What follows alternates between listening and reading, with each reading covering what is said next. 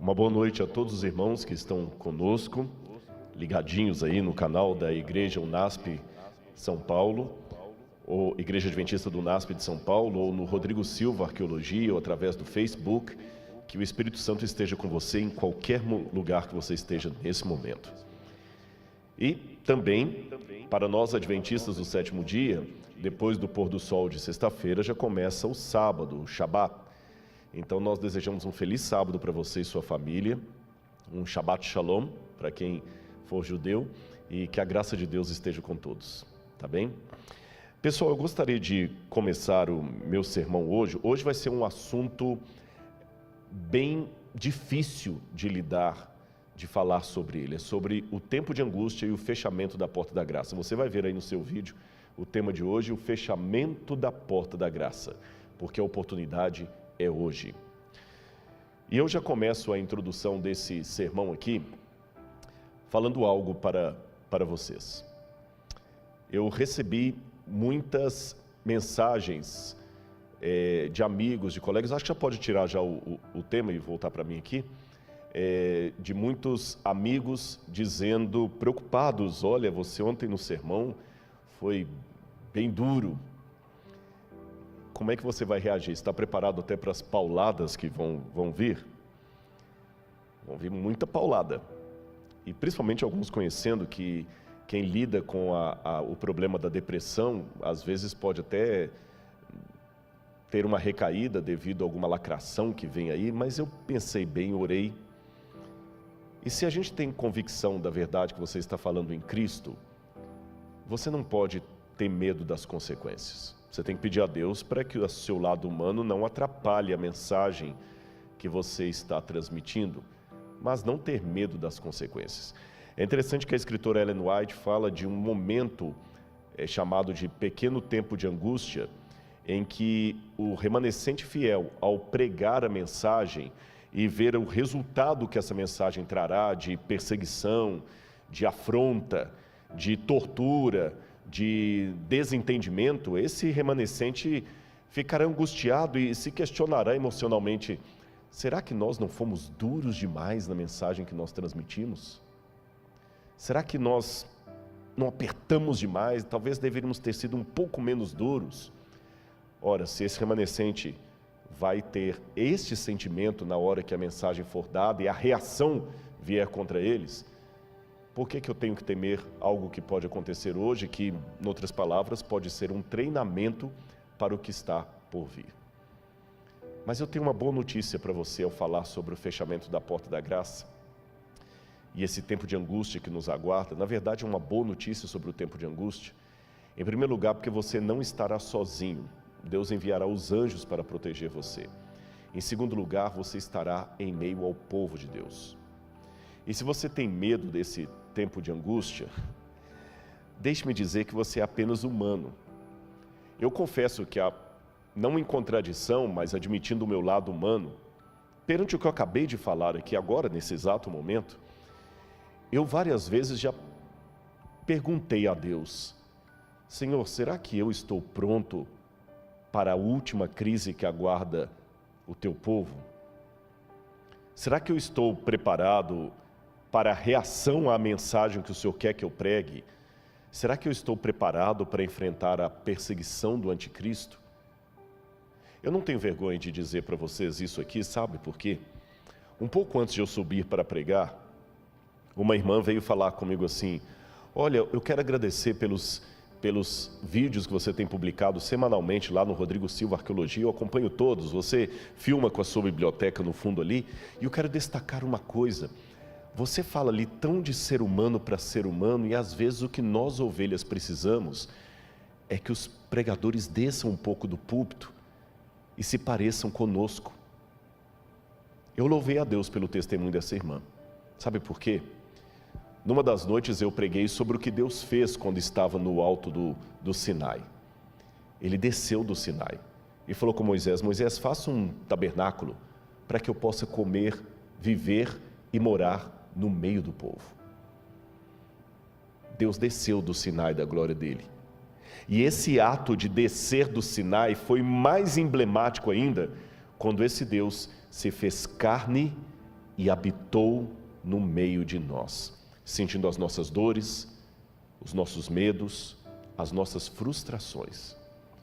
Imagina o que é passar a noite inteira orando a Deus para que o Espírito Santo o guie na escolha dos 12 apóstolos e entre eles aparecer um Judas Iscariotes. Eu sei que teologicamente tem uma questão se Jesus realmente chamou Judas ou apenas o aceitou. O fato é que Judas estava ali e numa das vezes Jesus falou: não vos chamei em número de 12. Sabe você quando ora tanto a Deus pedindo um sinal, se você deveria fazer aquela faculdade, ir por aquele emprego, e Deus parece responder tudo positivamente e na hora H dá errado? Jesus passou a noite toda em comunhão com o Pai, e algo na escolha dele, humanamente falando, saiu errado. Veio Judas. Já parou para pensar nisso? Ele sofreu as nossas dores. Tem um livro muito fantástico que eu sugiro você que leia, Por que Tenho Medo de Dizer Quem Eu Sou? Se eu não me engano, eu tenho que conferir, acho que é de Erich Fromm esse livro, eu não estou com certeza absoluta se é de Erich Fromm, mas o título é esse. Já li há muitos anos esse livro, Por que Tenho Medo de Dizer Quem Eu Sou? A essência do livro é que todos nós nos sentimos tão pequenos, e esse livro até explica o porquê da arrogância de alguns. A arrogância dele, na verdade, é apenas uma forma de mascarar o quão pequenininho ele se sente. Ele se sente tão pequeno que a maneira que ele tem de esconder a pequenez dele é sendo arrogante, ou apontando o erro do outro, porque assim o dele fica escondido. Então nós nos escondemos atrás de capas, photoshops, agora das fotos de internet, das coisas todas, porque eu tenho medo de dizer quem eu sou. Porque se você souber quem eu sou, você não vai gostar de mim, porque nem eu mesmo gosto de mim. Então eu me escondo atrás de maquiagem sobre maquiagem. E eu admito para os irmãos, como é difícil para você que é conhecido, que tem um programa na TV, não se permitir ser confundido com o personagem. E às vezes se esconder atrás do currículo vitae, através do Lattes. Eu fiz uma menção, é verdade, ontem, que eu tenho 2 doutorados e que eu não precisaria da igreja para me sustentar, mas não foi numa situação de arrogância, foi numa situação de responder àqueles que podem achar que a minha mensagem é apenas para ficar bem com a liderança da igreja, que eu estou vendido à organização.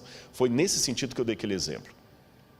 Mas tirando isso, eu sei que talvez o que vai mais me aproximar de você não é o currículo Lattes, não é o título. É você saber que o pregador tem a coragem de admitir, perante milhares que estão agora ligados conosco, que eu ainda luto com a depressão. Eu não tenho vergonha de dizer isso. Eu não vou ser arrogante ao ponto de dizer que as lacrações que virão sobre um vídeo que eu coloco ou um post no Instagram que não me afetam. Lacradores, parabéns, vocês conseguem o objetivo, porque me afetam. Dói. E confesso perante todos uma grande dificuldade que eu tenho. Eu luto todos os dias com isso. De às vezes anular 1000 incentivos por causa de uma lacração. É o meu defeito. Eu fico com raiva de mim por causa disso. É o meu espinho na carne. Mas eu peço força a Deus. E é esse Rodrigo que admite para você os seus problemas emocionais, que quando estuda a escatologia, que é a doutrina dos últimos tempos, e sabe o que vai acontecer com o povo de Deus e com essa terra, no chamado tempo da angústia de Jacó, eu confesso que tenho medo. E eu vou mostrar a você nessa noite por que eu tenho medo. Eu vou mostrar textos que talvez vão arrepiar você. Mas mesmo com medo, eu tenho uma palavra de conforto para dar para você e de esperança. E a minha mão trêmula para se unir à sua, só para te dizer, você está com medo? O pregador também está. Mas se Jesus falou para ficarmos firmes nele, que ele vai cumprir a promessa, vamos ficar firmes com ele. Eu não estou aqui para apresentar para você a imagem de um super-herói. Eu estou aqui para apresentar a imagem de um pecador frágil como você, que quer ir para o céu. e que precisa dos irmãos. Eu preciso dos meus irmãos. É essa a essência. É por isso que eu defendo tanto essa igreja. Não é por questão de CNPJ, de comodismo, de politicamente correto. É porque são os meus irmãos. Ai de mim se não fossem os meus irmãos. Eu vou contar uma coisa para você. Eu pedi uma lista que não chegou até mim. Ao vivo é assim que se faz. Eu pedi a lista de todo mundo do marketing que está agora arrancando os cabelos aí para que tudo saia perfeito para você. Não tem aqui nenhum profissional de televisão pago. São voluntários da igreja que vão se revezando para fazer o corte. Quando eu entrei, um até brincou: olha, pastor, ela aqui vai fazer o corte de você, viu? Não vai ficar tremendo agora na hora de fazer o corte. Os que cantam, ainda que tenham uma voz bonita, trabalhada, não são cantores profissionais no sentido que estão cobrando cachê para estar aqui. Não. Os câmeras que estão agora me filmando não são câmeras da Record TV, da Rede Globo, ou dos melhores cineastas de Hollywood ou do Netflix. São irmãos que aprendem a operar a câmera e estão aqui. Uma vez eu dei um estudo bíblico para um homem que hoje já faleceu e que ele era ateu quando eu comecei a estudar a Bíblia com ele e se converteu a Jesus durante os estudos. Estava se preparando para batizar, mas morreu antes que isso pudesse se realizar. O seu nome, Peter Garsten. Se você colocar na internet, você vai descobrir quem é. Um dos maiores iluminadores do Brasil. Tanto que quando ele morreu, saiu no Jornal Nacional, no Globo, a notícia: morreu o mago das luzes. Alemão. Quando ele veio estudar a Bíblia comigo, ateu, a primeira coisa que ele falou é o seguinte: eu quero um mapa e um atlas. Eu quero um atlas e uma linha cronológica da Bíblia. E falava muito de Schopenhauer. E uma vez que eu levei o Peter à igreja, eu tive duas situações interessantes com ele. Uma, quando eu levei a igreja pequenininha, lá em Areal, no Rio de Janeiro. Eu ia pregar e tinha uma irmã passando a lição de escola sabatina. Ele falou: ela é a pastora da igreja? Eu falei: não, uma irmã passando a lição. E tinha um outro cantando: é aquele é pastor? Não. Eu falei: o pastor não está aqui hoje, eu que vou pregar. Ele falou: mas todo mundo participando sem nenhum pastor? Eu falei: exatamente, na igreja adventista é assim, todo mundo participa. O púlpito é ocupado pela mulher, pelo juvenil, pelo homem, pelo adulto, pela criança, pelo idoso, pelo leigo. É lógico que numa igreja grande como esta aqui, é mais difícil ter oportunidade de púlpitos. Mas numa igreja local, quem se lembra, durante a semana eu expliquei o que é distrital para os adventistas, o pastor cuida às vezes de 10, 15 igrejas, 12 igrejas, ele não é onipresente. Então quem cuida da igreja na ausência dele é um ancião, é um líder, tem escala de pregação.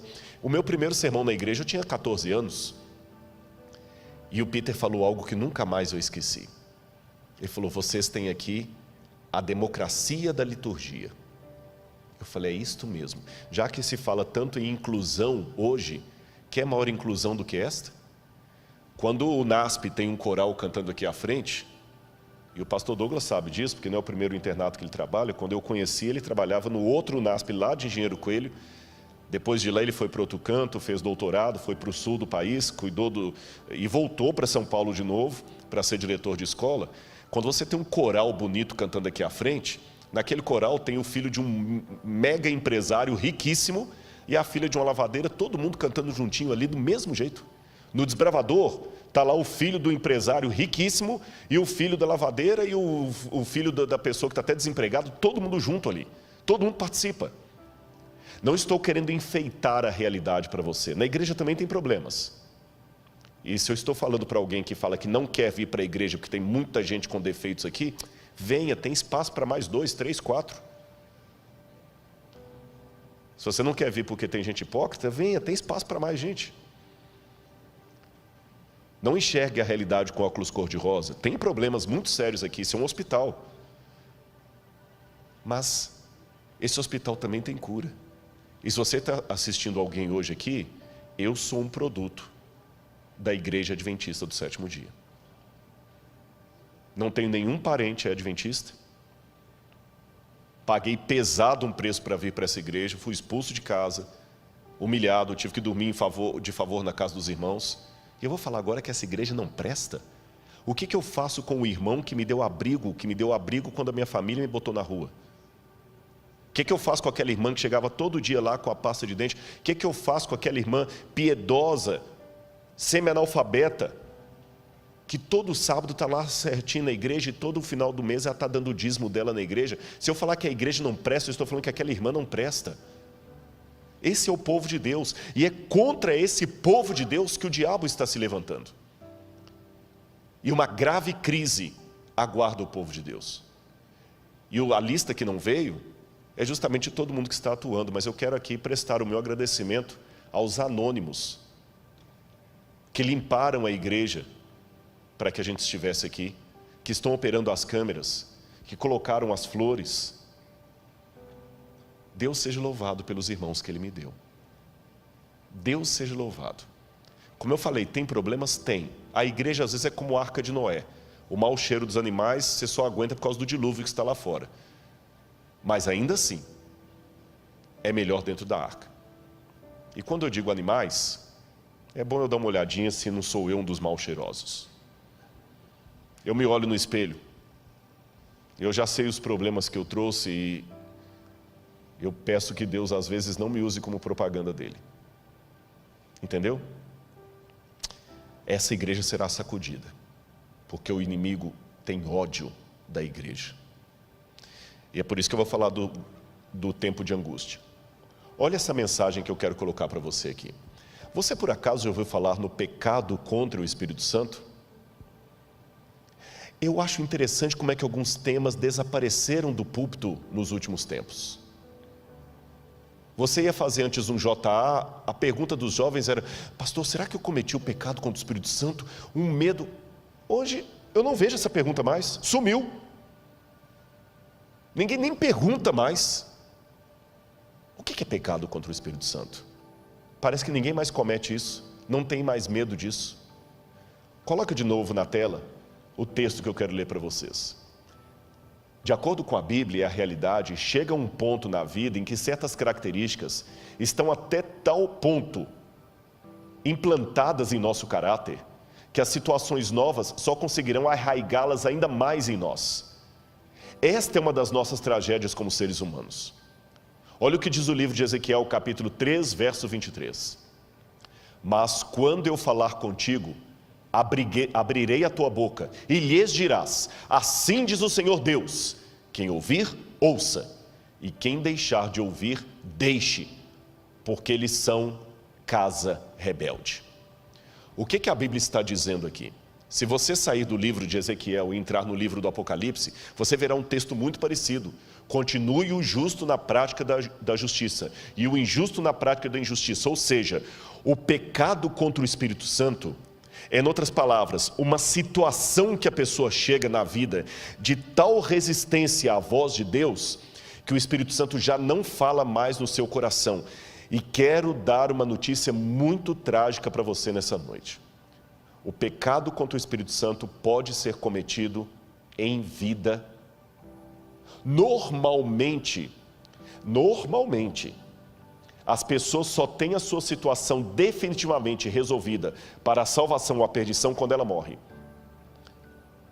Porque a Bíblia fala: ao homem está ordenado morrer uma única vez, e depois disso, o juízo. Então, enquanto eu estou vivo, eu posso ganhar ou perder a minha salvação. Hoje eu estou em Cristo, mas eu posso amanhã apostatar e abandonar a Cristo. Ou alguém que hoje está apostatado pode reencontrar com Cristo. Agora, quando morre, acabou. Não tem mais o que fazer. Não tem mais o que fazer. Tanto é que, uma vez um jovem perguntou a um rabino em Israel: mestre, qual é o melhor dia para eu entregar a minha vida a Deus? Ele falou: o último dia antes da sua morte. Mas eu não sei quando eu vou morrer. Então faça isso todo dia. Porque depois que morre não tem mais chance. Só que há alguns casos especiais que a pessoa consegue, infelizmente, selar o seu destino ainda em vida.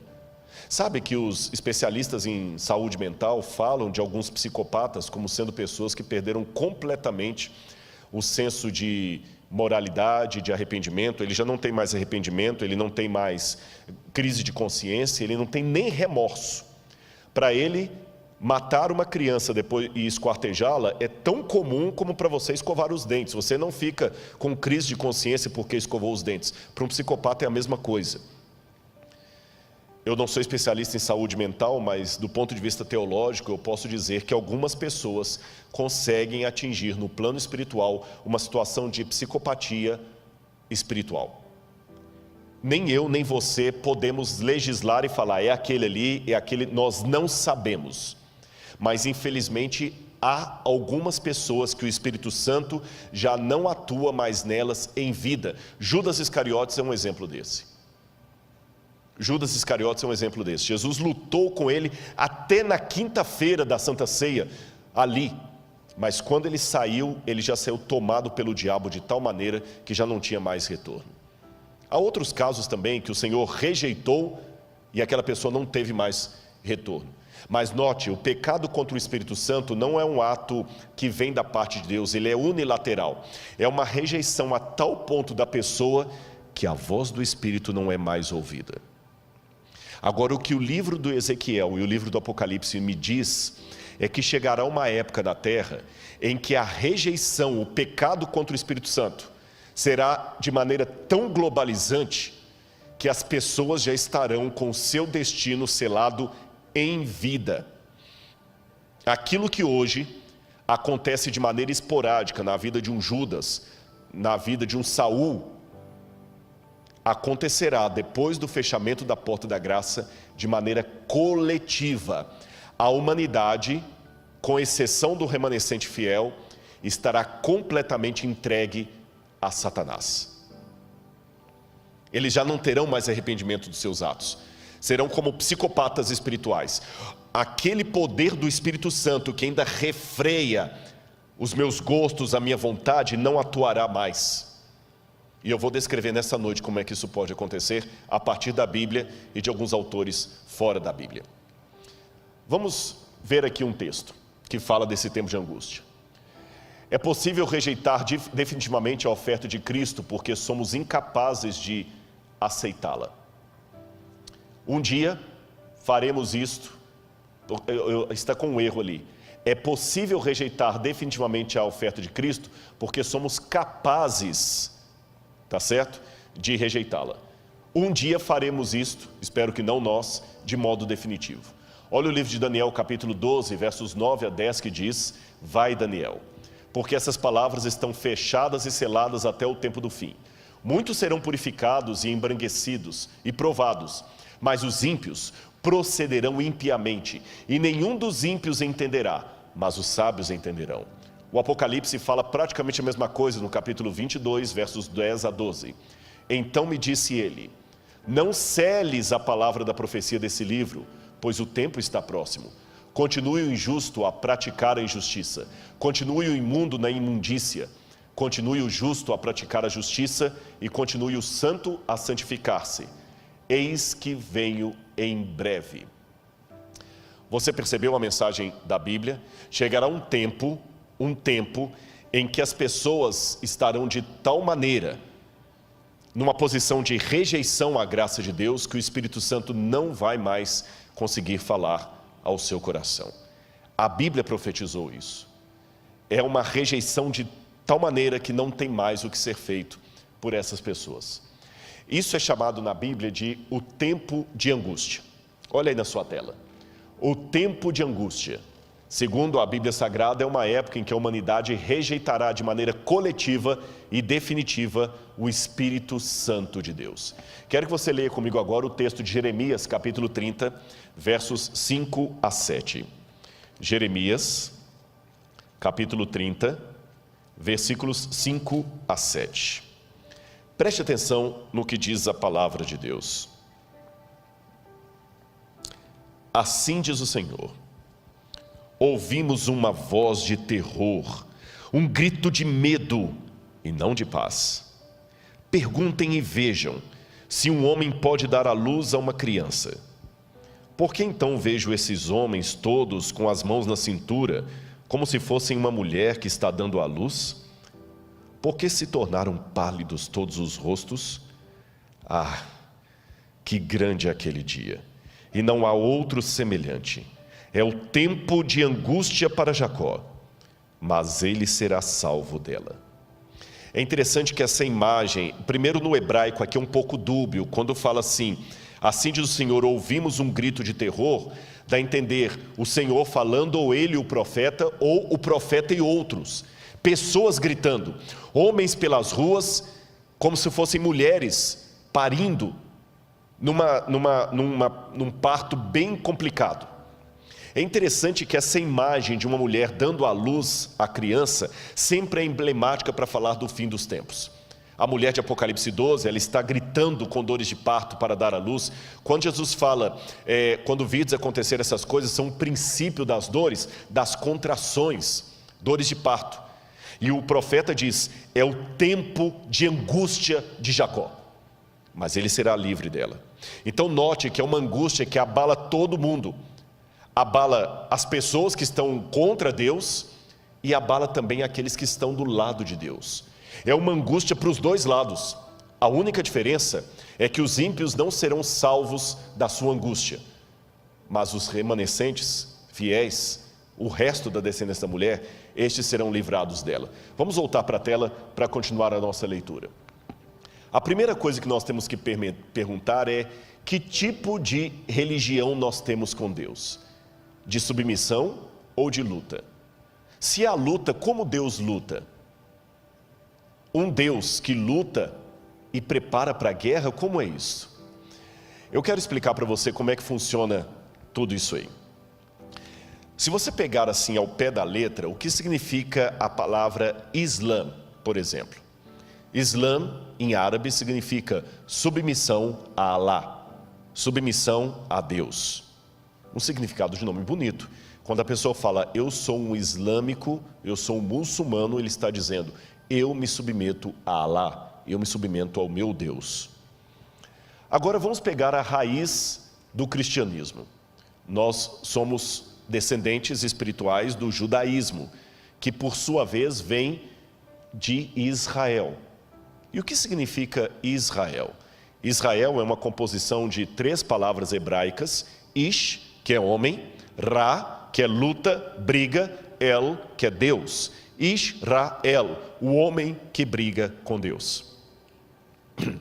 Olha, se falar por beleza, sonoridade do significado, é muito mais bonito dizer que você pertence ao Islã do que a Israel. Troque a palavra pelo significado. Qual a sua religião? Eu sou da religião dos que se submetem a Deus. E você? Eu sou da religião dos que brigam com Deus e prevalecem. Parece que Islã é mais bonito. Por que a Bíblia revela não o Deus apenas que submete, subjuga, mas o Deus que luta? É simples, por várias razões. Em primeiro lugar, Deus nos quer de maneira voluntária e não de maneira forçada. Por isso que Ele luta conosco, porque sabe que nós resistimos. E às vezes para o nosso bem Ele tem que nos segurar. Você já viu uma situação de uma criança tendo que tomar uma injeção dolorida, bezetacil, e como o pai tem que segurá-la? E quando o pai segura aquela criança, o que acontece? Ela se debate com o pai. Mas por amá-la, o que ele faz? Ele luta com ela, ele segura, por amor. Quando uma criança, às vezes o avião está para aterrissar e ela não quer ficar na cadeira quieta, quantas vezes a mãe tem que segurar a criança aqui, porque está com turbulência, para o bem dela, ela resiste.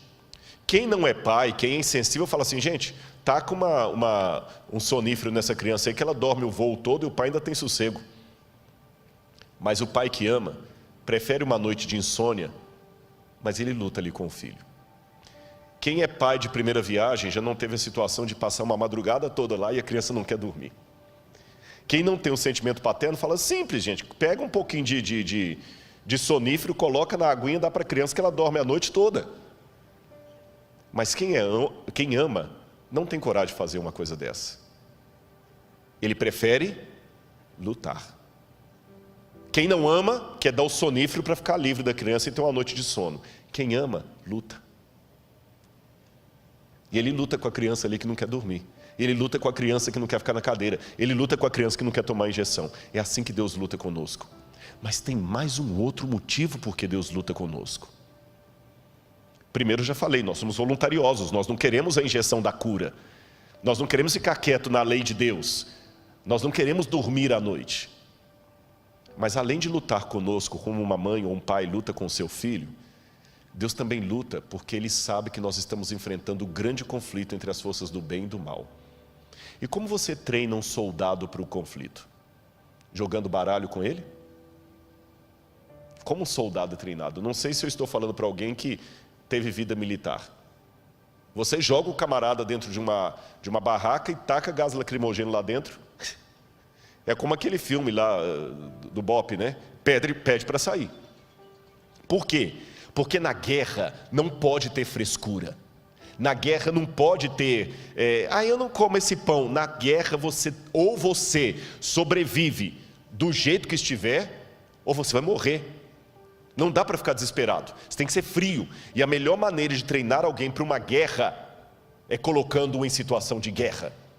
Como é que se treina um lutador de boxe para ganhar um campeonato de boxe? É lutando com ele, é dando pancada na cabeça dele, para ele aguentar a pancada do adversário. Então, meu irmão, você está ganhando pancada atrás de pancada, Deus está treinando você para o grande conflito. Eu vou contar uma historinha para você. Infantil.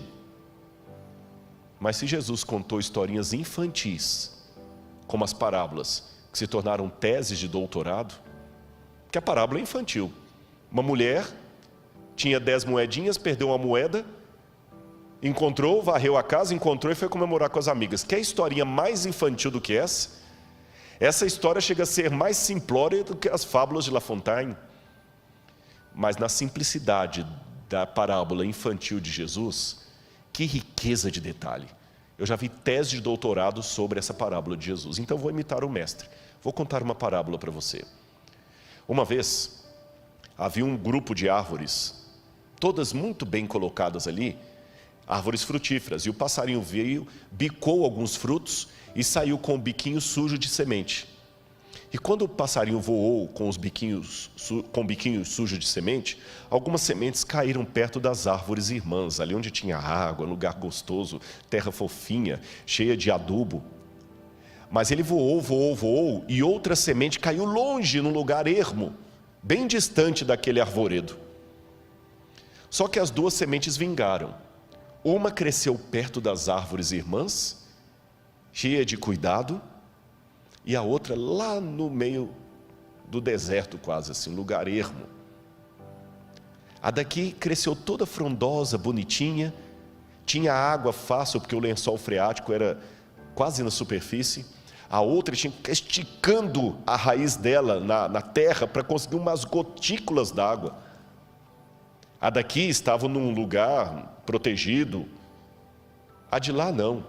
Quando ela começou a crescer, passou um tropel de cavalos ali de uma caravana e a quebrou, quase ela morreu. Ela teve que crescer toda torta, toda cheia de cicatrizes. E a outra aqui toda protegida. Passou um tempo e veio um lenhador. E por ironia da vida, cortou todas as árvores daquele arvoredo, menos a caçula. Deixou. E agora, à distância, sem o arvoredo impedindo a visão, uma árvore daqui ficava olhando a irmã do outro lado. Uma cheia de cicatrizes e machucados, e a outra frondosa e bonita. Armou-se uma tempestade. Vento soprou, raios, trovões, chuva ácida. Para a árvore que estava acostumada com tantas pancadas, foi mais uma brisa. A outra foi derrubada na primeira ventania. Deus conhece a vida melhor do que eu e você. Se Ele está deixando você apanhar e ter cicatrizes, Ele está preparando você para algo melhor. Eu vou confessar para você. Eu não sou masoquista, não gosto de sofrimento. Não entenda que você está diante de um masoquista. Mas eu confesso perante a igreja que eu já dei graças a Deus por algumas dores que eu passei, inclusive essa da depressão. me tornou mais compreensível para lidar com algumas pessoas. Minha pregação mudou. Minha abordagem mudou. Então, e eu fiquei mais resiliente para algumas coisas. Se o pai está dando pancada em você, ele está treinando você para a luta. Se o pai está jogando você dentro de uma barraca e colocando gás lacrimogêneo lá dentro, é porque ele sabe que o inimigo não terá piedade. Deixa o general treinar você. Israel, lutamos com Deus. Por isso que ele esteve à beira do caminho querendo matar Moisés. Não é porque Deus é um assassino. É por isso que ele deslocou a coxa de Jacó. Não é porque Deus é um sádico. É porque ele está treinando você. E sem exageros, eu vou mostrar para você nessa noite o que significa a guerra que nos aguarda. E eu sei que há crianças aqui nos assistindo, mas eu peço a Deus que transforme essa mensagem de tal maneira que até as crianças sejam atingidas por ela, porque o programa Evidências não é feito com a linguagem infantil, de jeito nenhum. E o tanto de criança que assiste, você pode olhar sempre no Instagram, estou colocando foto de criança. Então, se Deus pode transformar o Evidências para atingir crianças, Deus vai usar essa mensagem para atingi-los, mesmo porque, se eu entendo bem da profecia, no fim dos tempos, quando a liberdade for tirada, são as crianças que serão usadas para pregar no nosso lugar. Então vamos lá. Olha a perseguição vindoura. Apocalipse capítulo 13, versos 6 a 7, 15 a 17, fala do que o anticristo vai fazer. Foi-lhe dado poder para guerrear contra os santos e vencê-los. Foi-lhe dada autoridade sobre toda tribo, povo, língua e nação. Todos os habitantes da terra adorarão a besta. Aquele que tem ouvidos, ouça. Se alguém há de ir para o cativeiro irá. Se alguém há de ser morto à espada haverá de ser morto. Porque aqui está a perseverança e a fidelidade dos santos. Foi-lhe dado poder para que fossem mortos todos os que recusassem adorar a imagem, como obrigou a todos, pequenos e grandes, ricos e pobres, livres e escravos, a receberem certa marca na mão direita ou sobre a testa, para que ninguém pudesse comprar nem vender, senão aquele que tivesse a marca, que é ou o nome da besta, que é, ou o número do seu nome. Apocalipse 13. Deixe-me dizer uma coisa para você aqui. Eu não vou, até pelo horário, eu não vou poder explicar todos os detalhes para você. Algumas coisas eu tenho falado em doses homeopáticas, seja nos vídeos que eu apresento na internet, seja no programa Evidências que eu já anunciei para vocês, que vai ser sobre o Apocalipse, mas aqui eu vou falar apenas algumas coisinhas para colocar você para pensar. As pessoas quando me perguntam, Rodrigo, será que nós estamos vivendo os últimos tempos, etc. Eu digo assim, uma coisa que os adventistas aprenderam é não marcar mais data para a volta de Jesus. Por outro lado, há coisas acontecendo tão sérias que eu digo que o mundo é como alguém cardíaco. Quando você tem um cardíaco na família e ele tem uma dor forte no lado esquerdo do peito, pode ser uma dor muscular, até gases podem provocar a dor no lado esquerdo do peito. Mas se você sabe que ele é cardíaco, você não arrisca. Você coloca o remédio debaixo da língua e leva para o primeiro hospital. E você pode chegar no hospital e descobrir que era só uma dor muscular, que não era nada sério, ou que ele estava realmente infartando. Profeticamente falando, o mundo está cardíaco. E no exato momento que eu estou falando com você, eu estou vendo dores muito fortes no lado esquerdo do peito. Já houve outras na história que eram apenas dores musculares. Essa também pode ser muscular. Pode ser que eu esteja falando isso aqui para você e as crianças que estão aqui me assistindo, amanhã subam ao púlpito e eu já esteja velhinho também assim, com dificuldade até de locomover, e Jesus não voltou. Pode ser. Mas usando a ilustração que eu acabei de mencionar, também é provável que possa ser um infarto escatológico do planeta Terra. Na dúvida, vale o mesmo procedimento. Não vou arriscar. Eu ouvi uma frase essa semana que teria sido citada por um grande teólogo nos Estados Unidos, do pastor Elias Brasil, e quem me disse essa frase foi o pastor Gilson, que o pastor Elias Brasil teria mencionado, olha, que ele perguntou para todos, vários teólogos, você acha que nós estamos vivendo os últimos tempos? E o doutor Elias Brasil, que é um intelectual de primeiro calibre, que não é de falar coisas apenas assim por achismo, ele teria dito mais ou menos assim. Se eu não citar exatamente, eu vou parafrasear. Amigo Gilson, eu acho que nós já estamos agora por conta do relógio de Deus, porque pela profecia, o tempo já foi. Trocando em miúdos, eu me surpreendi quando eu li Zygmunt Bauman, que não é um evangelista, não é um cristão conservador, ele já morreu, é um dos sociólogos mais respeitados. Na maratona que nós vamos fazer aqui no dia 10 de outubro, depois nós leremos mais detalhes da maratona, eu vou falar sobre Zygmunt Bauman e a sociedade líquida. Quando ele anunciou, o mundo precisa de um governo único, e o Papa Francisco é o único com capacidade de ocupar esse cargo, aquilo eu falei, interessante isso. Você sabe que nós temos hoje, porque o Apocalipse fala algo que a gente fica pensando, como é que isso aqui vai se cumprir? Como é que vai se cumprir? Eu várias vezes me perguntei, quando eu estudei a Bíblia com os adventistas, como é que vai ser isto, que o anticristo vai colocar o mundo inteiro sendo obrigado a cumprir uma lei? Isso é impossível.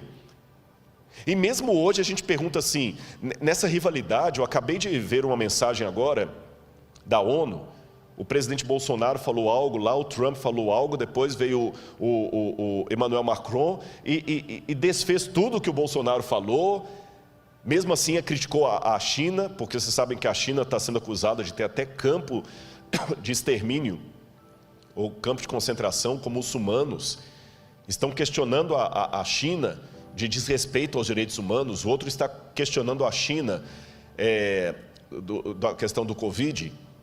Aí o Irã está de relações cortadas com os Estados Unidos. Eu estive no Irã no ano passado e achei interessante que em Teherã eu não podia usar cartão de crédito, porque não tinha, ele não trabalha com cartão de crédito internacional.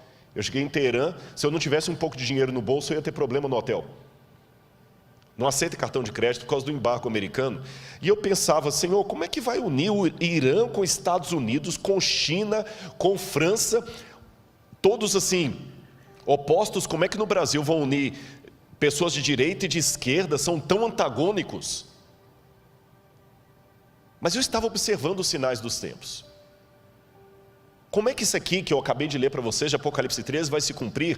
Aí eu comecei a ler, li vários autores, Yuval Harari, que eu li a trilogia, 3 livros dele pelo menos, não sei se ele escreveu outros. Eu escrevi o Homo Sapiens, eu li o Homo Sapiens, Homo Deus e Lições para o Século XXI. E quando eu li Yuval Harari dizendo que o futuro vai ser uma época pós-trabalho, em que as pessoas serão controladas por algoritmos, e eu me lembrei que o Apocalipse fala o seguinte, aquele que tem entendimento, calcule o número da besta. E a palavra calcule no grego ali, não é você ficar fazendo conta com letra para saber qual nome vai dar 666. Se é o nome de Hitler, se é o nome do Papa, se é o nome de Ellen White, se é o nome de Saddam Hussein. Aquele calcule é contabilize. Contabilize o que ela faz. E por que é um número da besta? E eu noto que ali tem algo muito sério relacionado à lei de Deus. Sabe por quê? No Antigo Testamento, Deus deu uma ordem para o povo de Israel. Você colocará a lei do Senhor na tua mão e como frontal entre os olhos. Eu não sei se você já viu alguma cena de Israel, que tem o judeu orando lá no monte, no Muro das Lamentações, e ele fica orando lá, né? Baruch haba Beshem Adonai Eloheinu melech. Ele fica orando lá no Muro das Lamentações, e aqui ele tem uma caixinha preta na testa, e ele amarra aqui no braço. Hoje os judeus colocam no braço esquerdo. Ele coloca um outro, o que está ali? Ali está o Shema Israel, Adonai Eloheinu, Adonai Echad. Ouve, ó Israel, o Senhor teu Deus é único, a lei do Deuteronômio, os mandamentos de Deus, para ele sempre se lembrar com a sua ação e com a sua mente que Deus é único e que tem os mandamentos de Deus. E quando eu leio o Apocalipse, me chama a atenção que o Apocalipse é a paródia de Satanás. Você tem o cordeiro degolado sentado no trono de Deus. Você tem o dragão com a cabeça degolada e curado, porque o cordeiro está degolado, mas está vivo. O dragão também está degolado, mas está vivo. E o cordeiro senta no trono de Deus Pai, e a besta senta no trono que o dragão lhe dá. E o cordeiro coloca o seu selo sobre os 144 mil, e a besta coloca a sua marca na testa. E o cordeiro coloca a marca na testa. E a paródia da besta é justamente o quê? O contrário do tefilim dos judeus. Se era a lei de Deus que tinha que estar no frontal e na mão, e ali a besta coloca um sinal na frente e na mão, eu não preciso entender isso como literal, como sendo um chip que vai estar aqui debaixo da pele. Eu preciso entender como diz o Apocalipse. É uma analogia do oposto da lei de Deus, ou seja, vai ser colocada uma lei que vai me impedir socialmente de guardar os mandamentos de Deus. Por isso que em Apocalipse 12 fala, aqui está a perseverança dos santos, os que guardam os mandamentos de Deus e têm a fé em Jesus. E quando esse dia chegar, o mundo inteiro vai se unir. Mas eu ainda volto à minha pergunta, como, Rodrigo? Você acabou de admitir aí, Irã não vai juntar. Aí o Val Harari começa a me dar uma parte da resposta. O mundo todo vai ser controlado por questão de algoritmos.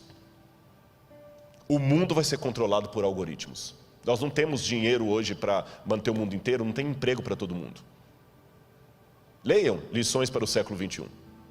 Aí eu vou para Zygmunt Bauman e ele chama a atenção que nós precisamos de um governo único. E quando eu vou nos intelectuais do Vale do Silício, que são hoje os grandes mentores da riqueza mundial, eu vou falar sobre isso em algum momento, a riqueza mundial hoje está na mão de poucas famílias.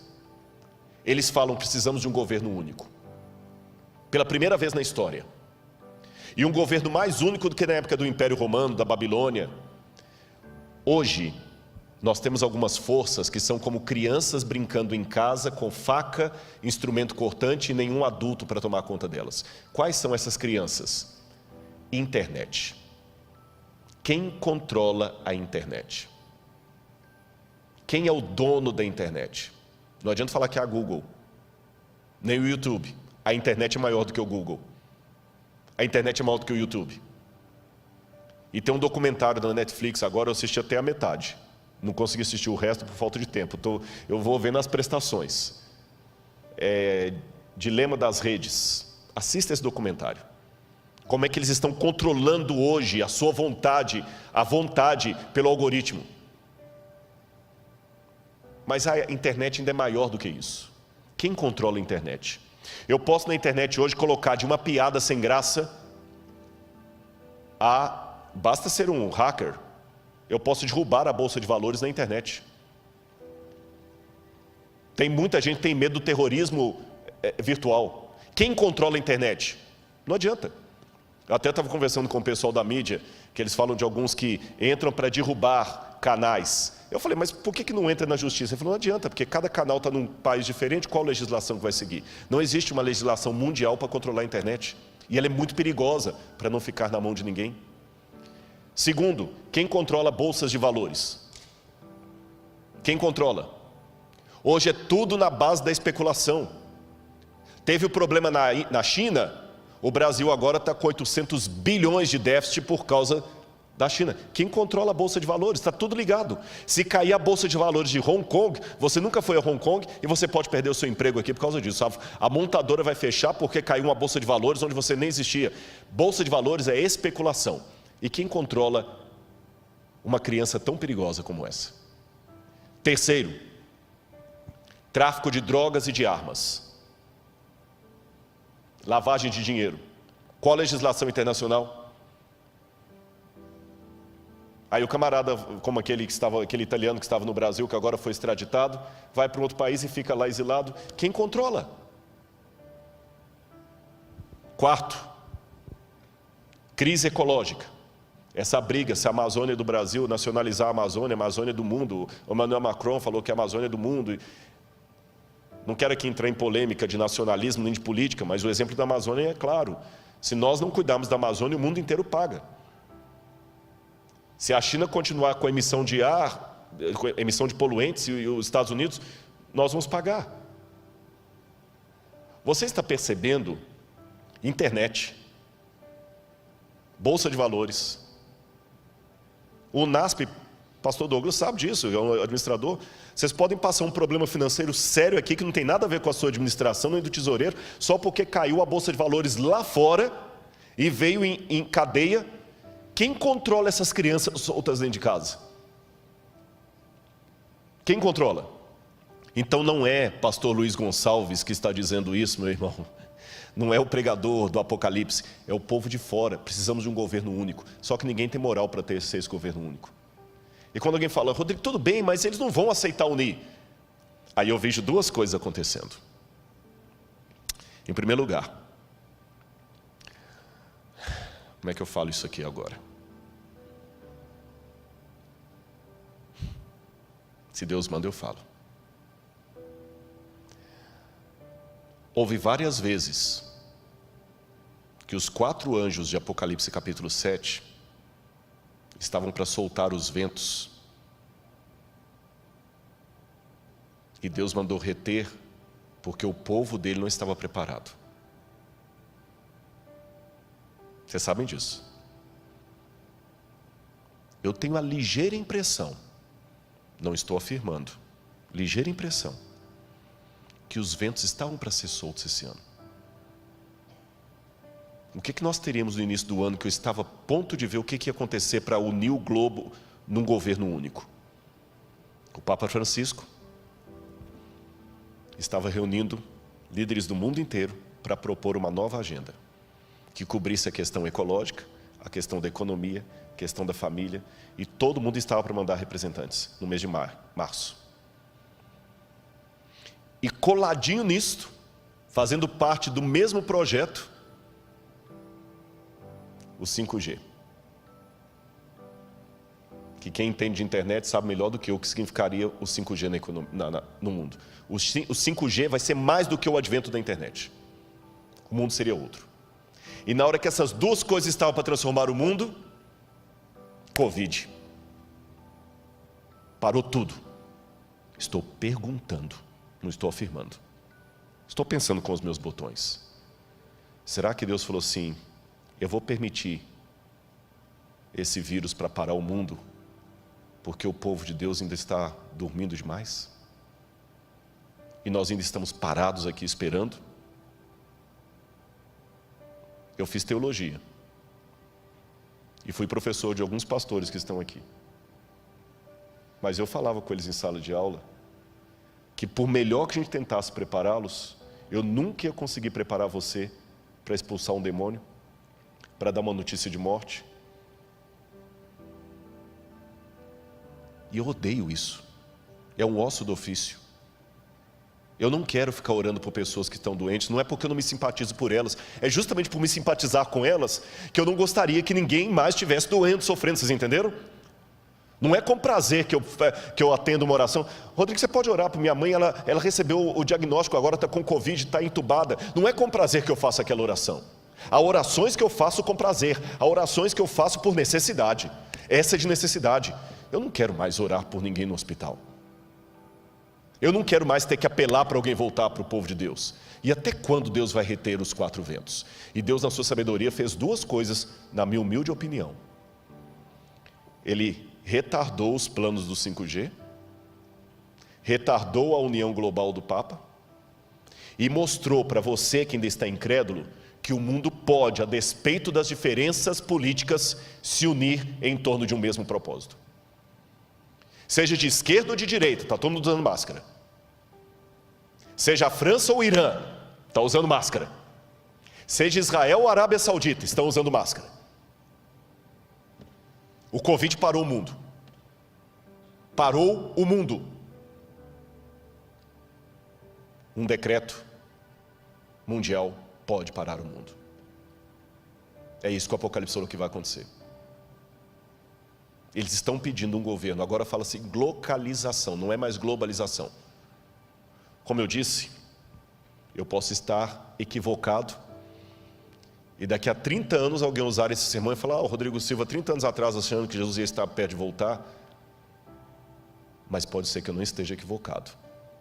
Volto à ilustração do homem infartado, com dores no peito. Na dúvida, se eu tenho alguém que tem problema cardíaco, eu levo para o hospital. E eu tenho certeza que qualquer médico vai falar, nota 10, é isso mesmo. Leve para o primeiro hospital, deixe o médico diagnosticar. Você não brinque. Como eu não sou especialista em história mundial, eu não brinco, eu corro. Mesmo porque a volta de Jesus para mim não deve ser só uma doutrina, tem que ser um desejo. Agora, como é que eu posso entender o tempo de Auguste? Alguns teólogos pensam que seria o sofrimento de Israel no ano 70, eu não acredito assim. Outros pensam que seriam os sofrimentos da igreja ao longo das eras. Outros pensam que seria uma metáfora que nunca se tornará histórica, os idealistas. Outros, eu estou entre eles, pensam que será um caos mundial no governo do anticristo. Tanto aqueles que são pós-tribulacionistas, que acreditam, como eu, que Cristo voltará depois da tribulação para buscar o seu povo, e aqueles que são pré-tribulacionistas, acham que Jesus vai arrebatar a igreja. Mas deixe-me mostrar que essa é uma crença antiga. Eu vou mostrar algumas imagens para vocês. O Didaquê, ou Didaquê, que é o ensino dos 12 apóstolos, um documento cristão do 2º século, já dizia: quando a ilegalidade aumentar, eles vão odiar, perseguir e trair uns aos outros. Então o enganador do mundo aparecerá reivindicando ser o Filho de Deus. Ele fará sinais e maravilhas, e a terra será entregue em suas mãos. Ele fará coisas iníquas que não foram vistas desde o início do mundo. Então a humanidade entrará no fogo da provação, e muitos serão levados a tropeçar, e muitos perecerão, mas aqueles que perseverarem em sua fé serão salvos da maldição. Ou seja, essa doutrina que eu estou mostrando para vocês agora não é modismo. Não é porque eu estou empolgado com o Covid, estou dizendo, é agora. Não é, sabe, eu acho que Apocalipse não pode ser, a hermenêutica do Apocalipse não pode ser a Folha de São Paulo, nem a revista Veja. Tem gente que fica vendo o Apocalipse sempre assim atrás, é agora. Não é isto, mas também não é o extremo de você não analisar com prudência os sinais dos tempos. O que eu estou falando agora e que está no livro Grande Conflito, já era dito há 2000 anos. Que Satanás fará parecer que Cristo veio. Ou seja, aquilo que eu leio no livro Grande Conflito já era o pensamento dos cristãos primitivos que conviveram com aqueles que conviveram com o que escreveu o Apocalipse. Não foi uma coisa inventada pelos protestantes do século XIX em diante, ou dos adventistas, ou whenever. Eu quero mostrar outra passagem para você. Se você pensa que é só adventista que pensa assim, você vai se surpreender. Veja isso aqui. O Dr. John Ladd, um dos mais famosos teólogos batistas, no seu livro The Blessed Hope, a Bendita Esperança, diz que a bendita esperança não é a libertação da tribulação, é a união com o Senhor em sua vida. Ou seja, John Ladd acreditava que Jesus voltará depois da tribulação e a igreja passará pela grande tribulação. Os irmãos católicos que estão comigo ligados nessa noite, olha o que diz o catecismo da Igreja Católica, nos parágrafos 675 e 677. Vou ler o catecismo da Igreja Católica. O catecismo é a versão oficial da Igreja Católica. Antes da segunda vinda de Cristo, a igreja precisa passar por uma provação final que sacudirá a fé de muitos crentes. A perseguição que acompanha a sua peregrinação na terra revelará o mistério da iniquidade na forma de um engano religioso que é o anticristo, um pseudo-messianismo pelo qual o homem se glorifica a si mesmo no lugar de Deus e de seu Messias que veio em carne. Noutras palavras, o catecismo também me ensina que haverá um tempo de angústia, um anticristo que vai enganar ao mundo e perseguir a igreja. Está no catecismo. E os evangélicos? Vamos ver mais uma citação. Billy Graham. Eu ouvi o som distante de cascos e vi os cavaleiros do mal no horizonte de nossas vidas. Há sérios problemas à frente para o nosso mundo, para todos nós que vivemos nele. Será uma época de conflagrações nucleares, holocaustos biológicos e apocalipses químicos rolando sobre a terra, levando o homem à beira do precipício. A história vai fundo na batalha do Armagedon. Já vemos sua sombra rastejando sobre a terra. Você percebeu? Aqui não é uma doutrina adventista que eu estou apresentando. Ela é ecoada também pelos católicos, pelos evangélicos representados por John Ladd e por Billy Graham, que apesar de serem batistas, são respeitados em todas as igrejas, metodistas, presbiterianas.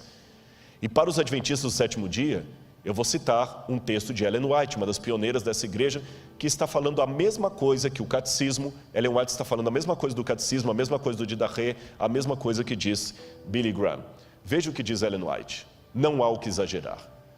O tempo de angústia como nunca houve está prestes a manifestar-se sobre nós e necessitamos de uma experiência que agora não possuímos e que muitos são demasiado indolentes para obter. Dá-se muitas vezes o caso de supor maior angústia do que em realidade o é. Isto não se dá, porém, em relação à crise diante de nós. A mais vívida descrição não poderá atingir a grandeza daquela prova. Naquele tempo de provações, toda alma deverá por si mesma estar em pé perante Deus. O que Ellen White está falando aqui? Não há o que exagerar. Tudo que você vai descrever, você pode exagerar. Mas não tem como exagerar o grande conflito. O tempo de angústia vai ser tão terrível que ela diz: por pior que eu pinte o quadro, será pior ainda.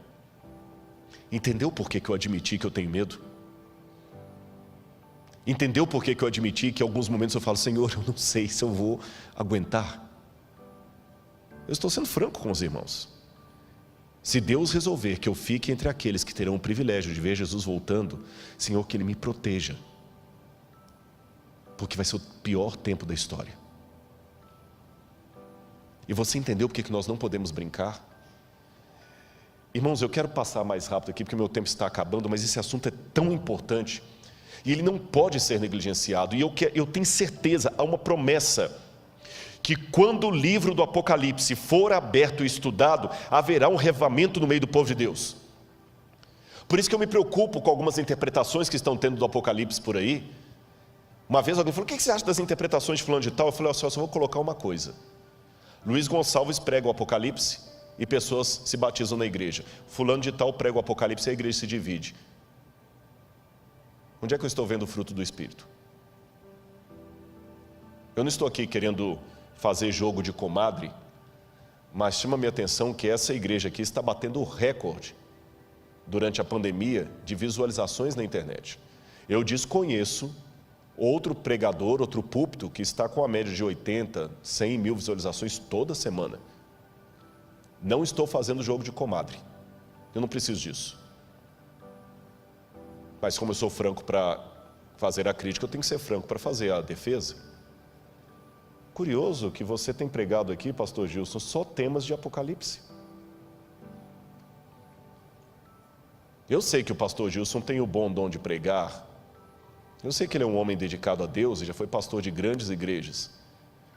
Mas permita-me aqui, pastor, sem nenhuma invalidação, eu não acho que é a sua experiência pastoral que está dando esses números, nem o seu talento. É o Espírito Santo correspondendo à promessa que Deus fez. Prega Apocalipse. Eu falo muito de arqueologia, mas a arqueologia não deve ser o foco da minha mensagem. Tem que ser Cristo. E mesmo Cristo tem que explicar.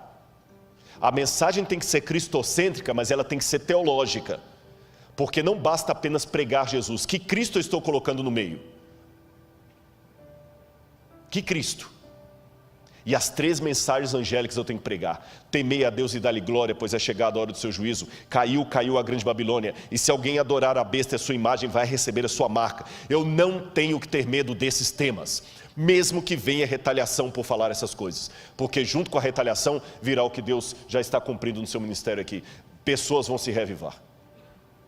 Deixe-me mostrar mais uma coisa. E mesmo que eu passe um pouquinho do tempo hoje, mas eu quero contar com a sua paciência, porque esse assunto é importante. Seria isto, coloca no ar por favor, seria isto uma síndrome de vitimismo, falar de perseguição do povo? O vitimismo pode ser uma forma social de compensar a identidade de grupos religiosos inexpressivos. Ele está presente na linguagem que usam em sua cosmovisão. Então essa ideia que Deus vai perseguir a igreja, isso é vitimismo, será? Olha, pode deixar algumas imagens aí para a gente ganhar tempo? O mundo também duvidou que Hitler faria o que fez.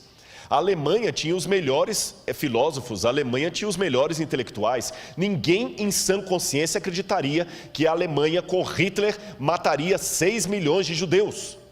A Alemanha de Heidegger, pode voltar para mim aqui, a Alemanha de Goethe, do Fausto, a Alemanha de Wagner. A Alemanha é um país tão intelectual que a gente, quando faz doutorado em teologia, eu não falo alemão, mas eu fui obrigado a fazer uma prova de alemão para o doutorado. E quando eu perguntei ao meu professor, por que eu tenho que fazer prova de alemão? Ele falou assim, porque há coisas no alemão. Eu falei, muitos livros já estão em inglês. Ele falou, mas tem coisas em alemão que não se traduzem. O alemão é uma língua tão filosófica que você explica, você não traduz o alemão. O país mais intelectual do mundo, a Grécia moderna para mim, é a Alemanha. E esse país tão intelectual, das grandes universidades, Stuttgart, do Aufklärung, que é o iluminismo alemão, das expressões técnicas de Freud, a Alemanha de Nietzsche, foi a Alemanha que matou 6 milhões de judeus. E mesmo que alguém fale, você está culpando o povo? Não, mas um povo que era tão inteligente não percebeu que o Führer era um maníaco. E muita gente duvidou. Eu sei que é complicado falar de eventos finais, porque algumas coisas beiram a teoria da conspiração, e eu odeio teoria da conspiração. E parece teoria da conspiração, mas também parecia teoria da conspiração que Hitler houvera de fazer o que fez. Vamos voltar para o quadro. A verdade é que seres humanos têm dificuldade de aceitar é que existem Hitlers em potencial em cada esquina do mundo. E qual foi a receita da maldade de Adolf Hitler? Eu já li vários livros sobre o nazismo, sobre a Segunda Guerra Mundial, e eu elenquei em 7 pontos a receita da maldade. Basta ter uma crise, um povo sem rumo, a Alemanha saiu destroçada da Primeira Guerra Mundial, uma índole má coletiva, a tendência, um marketing, você tem Leni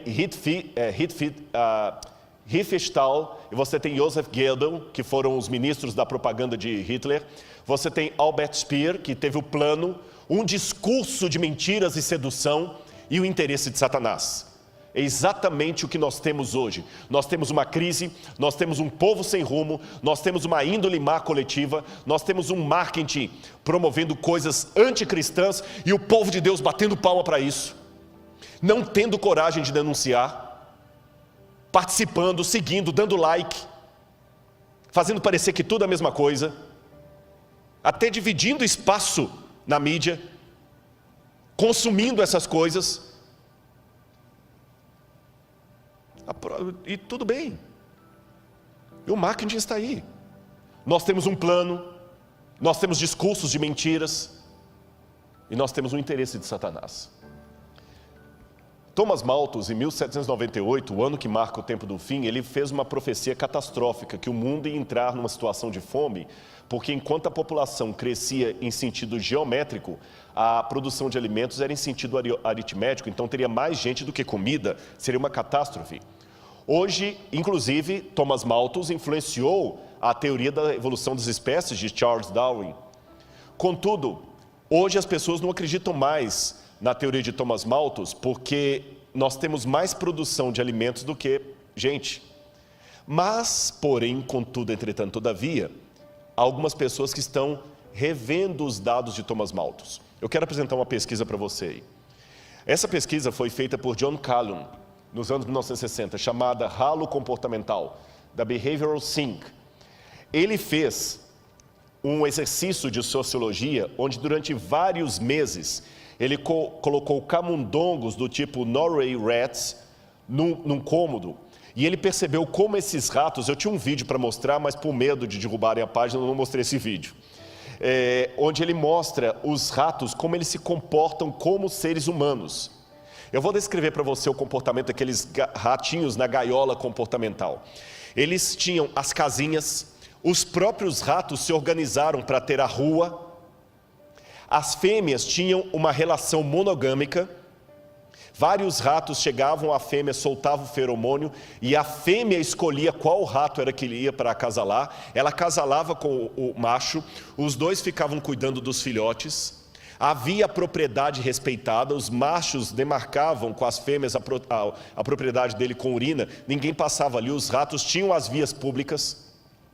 Os ratos eram solidários, viviam bem. Aí o que começou a acontecer? Com o tempo eles começaram a diminuir, não a quantidade de comida, mas o local onde a comida era acessível. Só num cantinho que tinha comida. E passou para os ratos a impressão que a comida estava ficando escassa. Meus irmãos, John Calhoun começou a perceber paulatinamente a mudança de comportamento progressiva dos ratos. Como é que eles foram ficando mais agressivos uns com os outros, mais agressivos, a ponto que os ratos agora já não começavam mais a respeitar as vias públicas, começavam a invadir propriedade privada. Agora as fêmeas não eram mais respeitadas na época em que ela estava no cio. 4, 5 ratos atacavam uma mesma fêmea fora do cio, copulavam com ela, vários ratos, e depois a matavam. A violência começou a estar ali, e alguns ratos começaram a se organizar em verdadeiras gangues. E começaram a matar uns aos outros, e começou a diminuir a população, porque os ratos iam ficando cada vez mais agressivos e mudando o comportamento deles. E começaram a fazer coletivos de ratos, que começaram a morar agora em lugares tipo um apartamento, e os ratos dominantes ficavam no topo, e obrigavam os outros ratos a irem levar comida para eles, e batiam nos outros ratos, e começavam a descer em gangues. Olha a descrição da pesquisa de John Calhoun nos últimos dias. Ele começou a registrar que entre os machos havia 4 tipos de personalidade que começavam a ficar cada vez mais acentuadas. Haviam os machos dominantes, também chamados de bonitos, altamente agressivos. Havia machos homossexuais, insinuavam-se a membros do mesmo sexo, ou fêmeas estéreis, que eram atacadas pelos dominantes. E antes que alguém ache que é homofobia o que eu estou falando, não é homofobia não, meu amigo, eu só estou repetindo o dado de uma pesquisa científica que foi apresentada. Não havia esse comportamento antes da crise. Agora começavam machos se insinuando sexualmente para machos. Tá certo? Não estou falando agora que o homossexual é uma distorção, que é uma doença, não estou falando nisso, eu estou apenas descrevendo o que aconteceu. Está ali nos dados. Pegue o artigo científico. Eu coloquei até a foto do artigo científico, é só isso que eu estou falando. E não havia esse comportamento antes. E essa situação de machos se insinuarem para machos começou a ficar cada vez mais comum.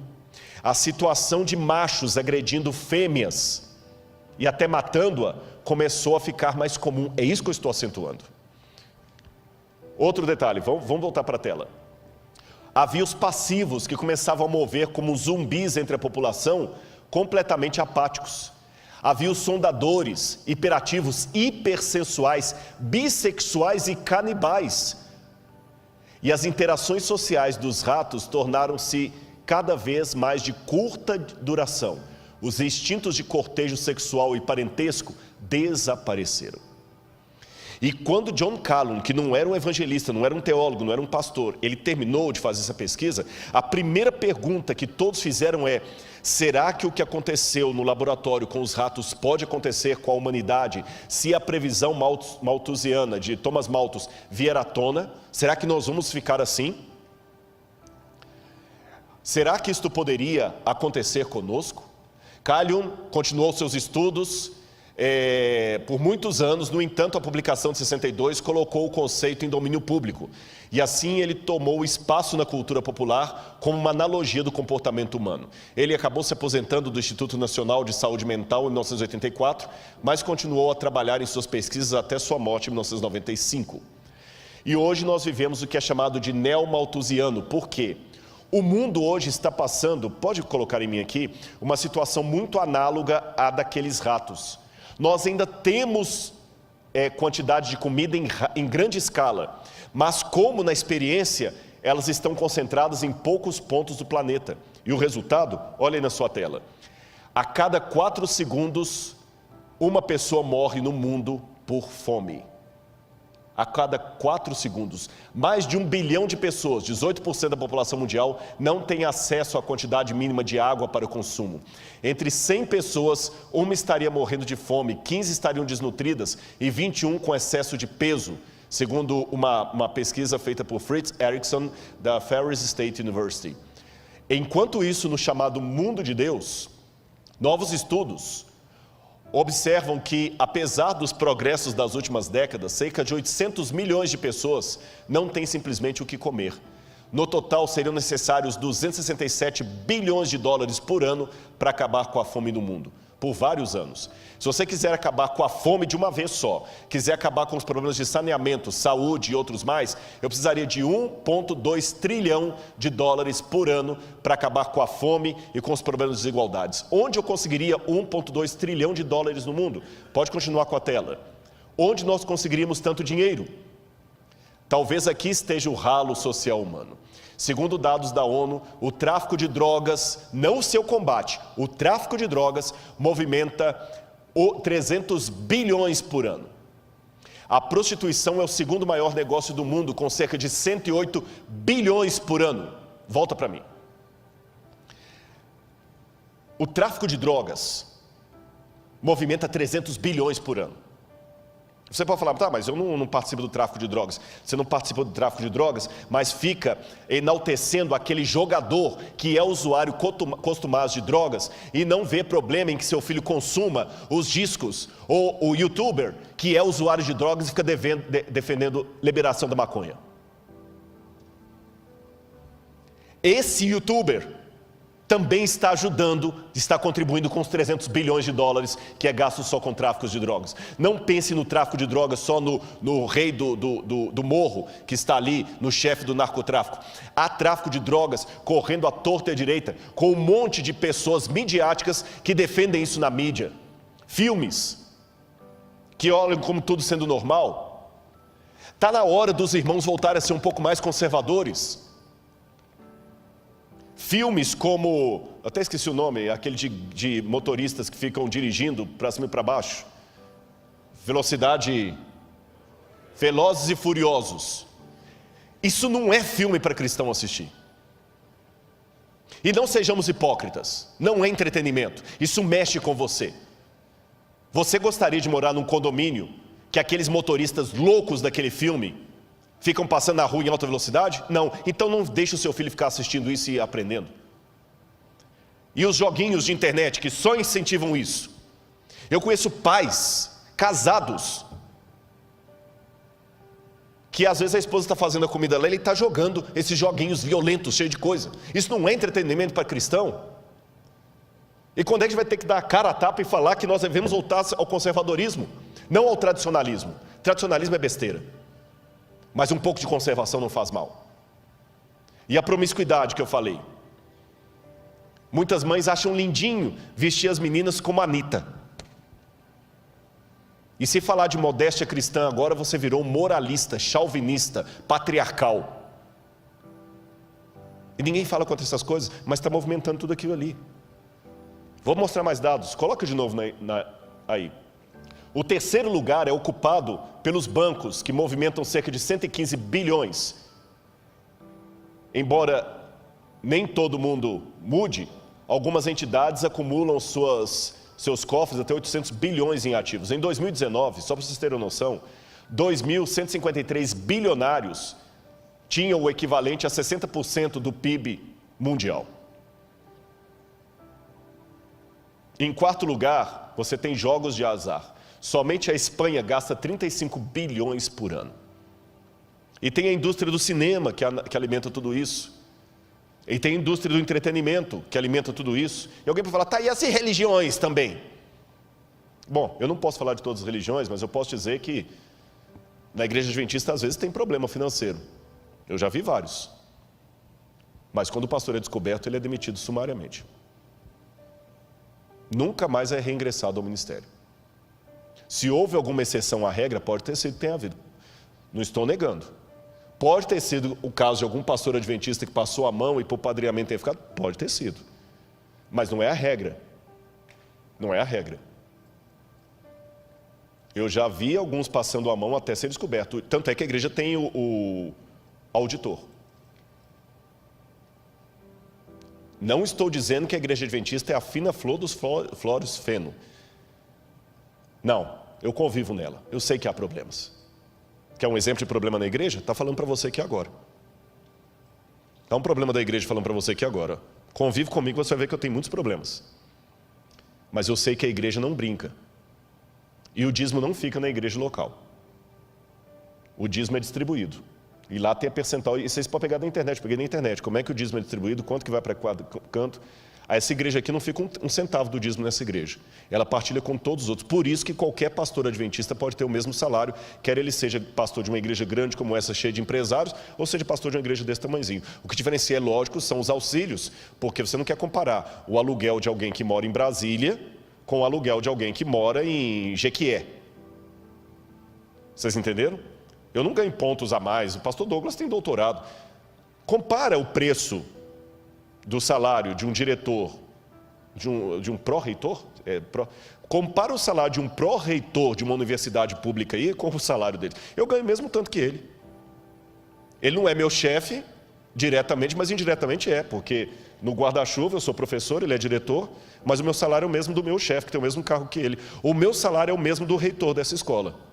O meu salário é o mesmo do pastor Toninho, que é o diretor da Novo Tempo, que se fosse um executivo, estaria ganhando aí pelo menos uns 35. Uma vez eu perguntei para uma empresária, se ele fosse, 35 mil é o que ele ganharia para começar, e ele não aceitaria. E pode ter certeza, o salário de um pastor está bem longe disso. Então há problemas financeiros na igreja adventista? Há. Até serem descobertos, que a hora que é descoberto, o camarada... Entenderam? E eu sou dizimista, eu posso falar porque eu devolvo meu dízimo. Devolvo meu dízimo e mais ainda, eu tenho a felicidade de dizer que alguns soldos que eu tenho, vai tudo para o NASP, não fica nada no meu bolso. Porque eu assino todos os anos uma declaração de interesse de conflito, e quando, por exemplo, eu dou consultoria para um canal de TV, para um documentário, para uma coisa, o que pago não vem para o meu bolso. Eu já assinei e é de bom grado, e falo perante todo mundo para ouvir. Eu recebo alguma coisa que vem de outras fontes e não vem para o meu bolso, vai tudo para o NASP. O NASP está fazendo uma poupançazinha, a gente construiu o Museu de Arqueologia. Eu vivo exclusivamente do salário de professor. Tá bem? E mesmo que houver problemas, eu não sei nadar, mas eu aprendi uma coisa, se alguém estiver afogando, não pule, serão 2 mortos ao invés de 1. Se o outro rouba e você, por causa disso, também não devolve o que pertence a Deus, são 2 ladrões que Deus vai cobrar. O que não usou bem os dízimos e você que não devolveu. Agora, a sociedade está entrando ralo abaixo. E se a gente economizasse um pouco em pornografia, jogos de azar e outras coisas mais, e desperdício de comida, nós teríamos dinheiro para saciar a fome no mundo, porque só de desperdício de comida são 750 bilhões de dólares todo ano. É por isso que temos aqueles contrastes. E não venho falar que eu estou com gordofobia, que agora tudo você tem que tomar cuidado. Estou apenas mostrando o contraste de uns passando fome e outros. Agora consideremos mais alguns textos para eu terminar. Ellen White de novo. O tempo de graça não durará muito mais. Deus está retirando da terra sua mão refreadora. Por longo tempo Ele tem falado a homens e mulheres mediante a atuação de seu Espírito, mas eles não têm atendido ao seu apelo. Agora está falando ao seu povo por meio de seus juízos. Será que o Covid já não é uma demonstração dos juízos de Deus? Por que a gente tem medo de falar isso? Por que eu acredito que o fogo que caiu em Sodoma e Gomorra é fogo de Deus? Por que eu acredito que as pragas que caíram no Egito é praga de Deus? Por que o Covid? Não fale, por quê? Rodrigo, mas você está me ofendendo, porque o meu pai morreu de Covid. Não estou. Sabe por quê? Eu dei o exemplo ontem aqui. Babilônia não veio por acidente de história. Foi Deus que mandou a Babilônia como um juízo sobre Israel. E Daniel, sendo fiel a Deus com seus companheiros, foi parar onde como escravo? Na Babilônia.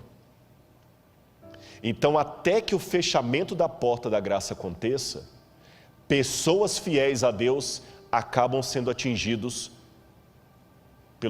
pelo juízo de Deus. A única diferença é o seguinte: se Deus permite que um filho e uma filha dele fiel sofra as consequências do seu juízo antes do fechamento da porta da graça, é para que aquilo sirva de testemunho para outros, da mesma maneira que Ele permite o martírio de pessoas que morrem por sua fé. Então, se o seu pai, se a sua mãe é uma pessoa fiel a Deus, e Deus não impediu que ele morresse de Covid, leia da seguinte maneira: Deus não impediu que o seu pai morresse de Covid, como também não impediu que o apóstolo Paulo morresse degolado, mesmo sendo tão fiel a Deus. Deus permitiu que o seu pai morresse por causa desse vírus que veio da China, como permitiu que Daniel fosse para a Babilônia. Mas o fato de Daniel sofrer o revés da Babilônia não significa que a Babilônia não era um juízo de Deus sobre o seu povo. Entendeu minha comparação? Ficou esclarecido? Será que o Covid não é mais um dos juízos que Deus está permitindo para nos acordar? Vamos continuar aqui.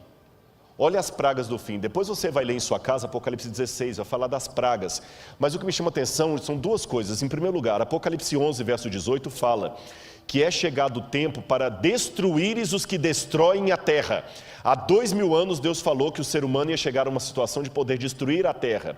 E quando ele vai falar das pragas, Deus coloca as pragas numa linguagem muito interessante. Ele fala que os rios se tornarão como sangue de morto. Como é sangue de morto? É vermelho? Sangue de morto é escuro, é fétido, é quase coagulado. Como estão os rios? Como é que está o Tietê? Como é que está o Pinheiros? Deus falou que o sol ia esquentar sobre o povo. A camada de ozônio agora, efeito estufa. Deus falou que iam vir pestes perniciosas. Olha aí o tanto de doença. Mas olha o que Ellen White escreveu. As pragas podem ser o megafone de Deus, lembrando de C.S. Lewis. Ela diz: as pragas de Deus já estão caindo sobre a terra, arrebatando os edifícios suntuosos como um sopro do fogo de Deus. Esses juízos não farão que os cristãos professos caiam em si. Deus permite que sobrevenham para que o mundo se acautele e os pecadores temam e tremam diante dele. Um pouquinho das taças da ira de Deus já tem permissão para cair na terra. E o mar é afetado e os elementos da atmosfera. As causas dessas condições incomuns estão sendo investigadas, mas inutilmente. Deus não tem impedido que os poderes das trevas levem avante sua nefanda obra de poluir o ar, uma das fontes da vida e nutrição, com um miasma fatal. Não somente é afetada a vida vegetal, mas o homem sofre de epidemias. Estas coisas são o resultado de gotas das taças da ira de Deus que estão, presente do indicativo ativo, sendo borrifadas sobre a terra e constituem apenas débeis representações do que ocorrerá no futuro. Interessante que Ellen White escreveu isso em 1891, mas o primeiro livro para falar sobre poluição no mundo só foi publicado na década de 1930 por Rachel Carson, chamado Silent Spring, Primavera Silenciosa. Somente em 1930 foi publicado o primeiro livro do mundo falando de poluição. E Rachel Carson foi ridicularizada pelos cientistas da época. Só que 70 anos antes de Rachel Carson, Ellen White já usava pela primeira vez a palavra poluição na natureza. Deixe-me esclarecer uma coisa aqui sobre as pragas. Preste atenção. As pragas de Apocalipse 16 possuem uma assinatura que só Deus pode dar. Mas elas não retiram a coautoria do diabo e do homem, porque as pragas saem do santuário. Apocalipse 16 está dividido em duas partes. A primeira, segunda, terceira e quarta praga são sofrimentos durante o tempo de angústia. A quinta, a sexta e a sétima envolvem os livramentos do povo de Deus. Também gostaria de esclarecer que essas pragas, pelo menos as primeiras delas, são literais ou pelo menos são da mesma natureza histórica das pragas do Egito. E essas pragas cairão sem mistura de misericórdia depois que a porta da graça se fechar. Mas antes que a porta da graça se feche, Deus já está permitindo que algumas gotas dessas pragas caiam ainda mescladas de misericórdia, para ver se eu e você nos acordamos. E todo mundo pergunta: até quando vamos usar máscara? E eu pergunto: até quando vamos ser teimosos no pecado para ficar nesse mundo? E como Satanás prepara o terreno? De muitas maneiras. Alienação, cria alienação, glutonaria, intemperança, que as pessoas não conseguem raciocinar direito, síndromes psíquicas, excesso de informação e pouco conhecimento, síndrome do pensamento acelerado, que falou Augusto Cury, causas, distúrbio psíquico, excesso de informações, paranoia do consumo da estética, consumismo excessivo, incentiva o consumismo, não comemos para nos alimentar, não nos vestimos para nos cobrir. Temos mais do que precisamos e ainda assim estamos famintos, sedentos, ignorantes. Geração rebelde sem causa, que uma geração que torna os pais, líderes e mais velhos reféns dos caprichos de uma juventude que não está mais acostumada com frustrações. O medo de ofender não deve ofuscar o dever de falar a verdade. Cria um Jesus apaixonado, músicas gospel que estão transformando Jesus num adolescente apaixonado. Jesus vive fazendo declarações de amor e implorando a nossa aceitação. Ele não demanda nada, pelo contrário, ele promete tudo se aceitarmos o seu pedido de namoro. Jesus agora é um bobo apaixonado, não mais um Deus querendo nos salvar. Visões unilaterais de Cristo. Não basta dizer coisas bonitinhas sobre Jesus, precisamos acentuar quem ele era, o que ele ensinou. Usam tons agressivos apenas com a tradição da igreja, mas macio com o secularismo, que também é um erro. Vivemos numa troca da ética pela estética. Jesus curou pessoas e perdoou pecados, mas ele também pegou o chicote e mostrou a sua ira no templo. Ficar mostrando só o Jesus bonzinho sem o Jesus do chicote não adianta. Sabe, uma igreja às vezes que torna pessoas muito apáticas, legalistas ou apenas emocionalistas. Crise externa, crise interna. Para a sabedoria humana, tudo isto agora parece impossível, mas ao ser retirado dos homens o Espírito de Deus, o qual tem o poder de reprimi-los, e ao ficarem eles sob o governo de Satanás, que odeia os preceitos divinos, hão de acontecer coisas estranhas. Quando o tremor e o amor de Deus são removidos, o coração pode se tornar muito cruel. E eu termino apenas colocando para vocês um pensamento aqui de Sigmund Freud, o pai da psicanálise. Freud dizia o seguinte, que o ser humano só é diferente por causa das convenções sociais. Freud dizia, derrube as necessidades de sobrevivência e sexo e afeto, nem sempre afeto é sexo, e o ser humano se tornará completamente um animal, porque a única coisa que nós temos de nosso é o eros e o thanatos, necessidade de afeto e sobrevivência. Trocando em miúdos, o que Freud quis dizer? Quando você vê uma pessoa toda elegante comendo como um lord inglês, é porque tem comida suficiente para todos. Por isso que ele come bem, mas o outro esfomeado come de qualquer jeito. Mas o Freud dizia que se você tiver apenas um prato de comida para os dois e eles estão famintos, tanto o lord inglês como o sem-teto vão comer desesperadamente como cachorro. Freud dizia, você só não ataca o outro para pegar o prato de comida dele porque tem comida para os dois. Mas se não tiver comida para os dois, quem tiver maior força, leva. Então, segundo Freud, quando nós estivermos em situação de caos, todos nos tornaremos animais irracionais.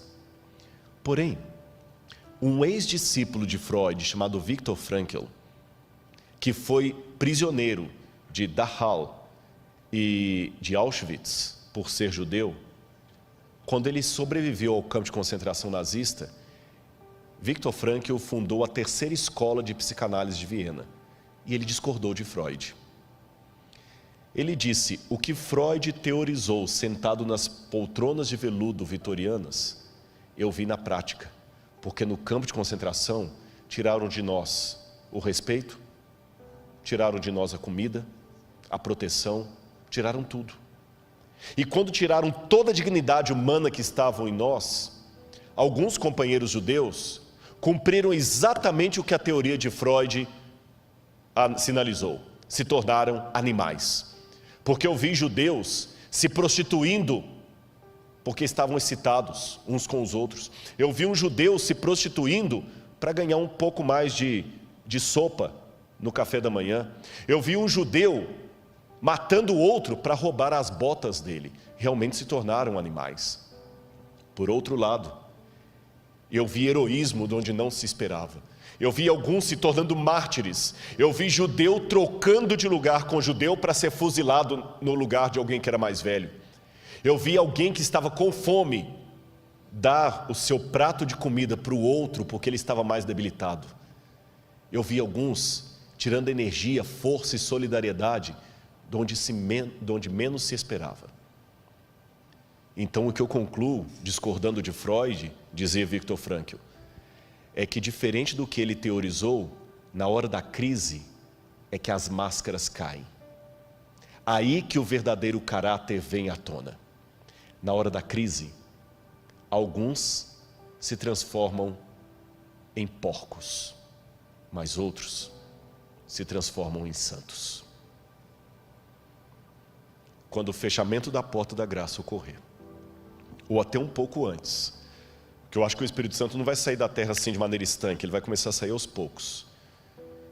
Que o mundo estiver completamente enlouquecido, louco, varrido. Eles não vão estar tão unidos assim, porque o Apocalipse fala que os 10 chifres vão se unir com a mulher, mas vão odiar a mulher. Então o Irã vai continuar odiando os Estados Unidos, a China vai continuar odiando a França e assim por diante.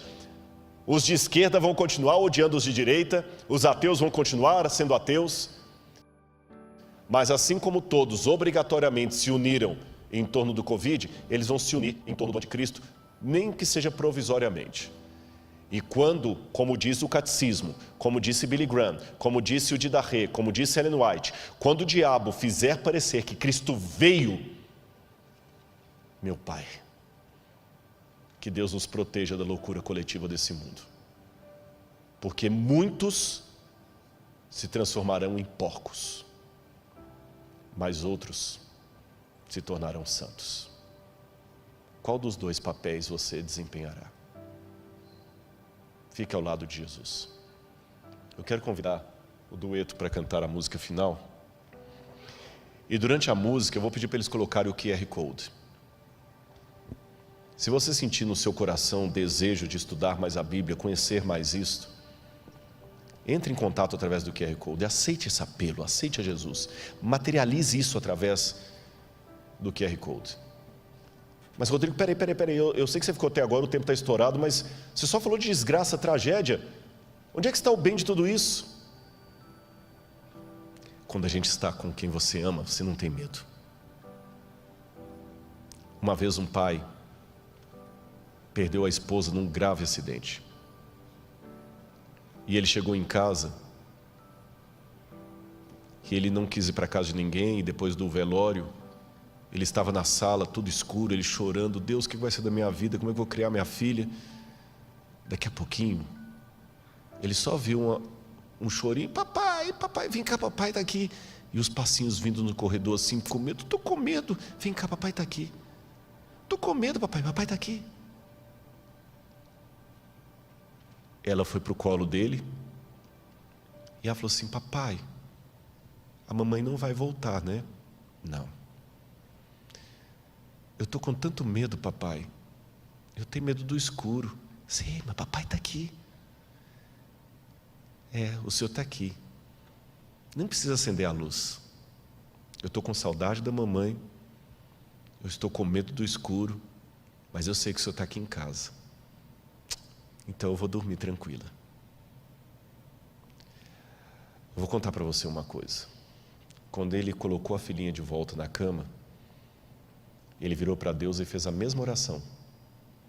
Pai, estou com medo, está escuro, eu não posso ver o seu rosto, mas eu sei que o Senhor está aqui. E é essa oração que depois da música eu vou querer fazer com você. Eu estou com medo. Estou com medo. Não pense que é fácil falar as coisas que eu tenho falado aqui. Eu tenho medo de um monte de coisa. Tenho medo da lacração. Tenho medo de não entenderem. Tenho medo de perder quem eu amo. E para piorar, eu não consigo ver o rosto de Deus. Mas Ele fala ao meu coração, filho, eu estou com você. Ele fala através das pessoas que vêm me dar testemunho. Rodrigo, obrigado, sua mensagem serviu para mim. Então, eu posso virar para ele e falar, Senhor, está escuro nesse mundo, eu não posso ver o teu rosto, e estou com medo, mas eu sei que o Senhor está comigo. Se for preciso, eu vou enfrentar o tempo de angústia. E quero ter você comigo. Confia em Deus. Confia em Deus.